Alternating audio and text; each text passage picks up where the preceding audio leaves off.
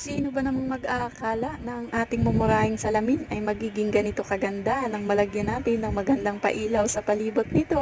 Nang makita ko nga to ay hindi na ako nagdalawang isip pa na mag-order nito at may idea na naman na nabubuo sa isip ko. May isang tita na naman ang kilig na kilig nang na-receive na nga ang parcel na ito. Super excited na yan maidikit agad at makita ang resulta kaya agad naman tinesting kung iilaw nga ba. At legit nga mga mare na napakaganda at napakaliwanag nga naman ito.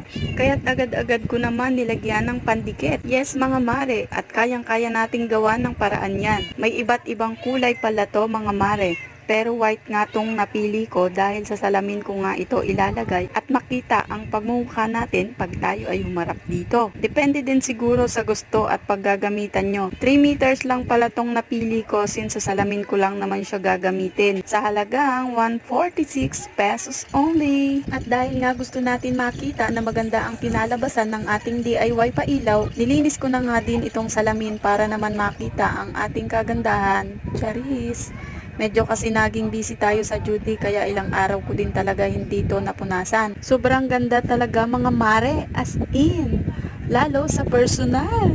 Siguradong mapapacheck out ulit ako neto. Kung gusto nyo nga din mga mare, ilalagay ko na lang yung link sa comment section. Salamat!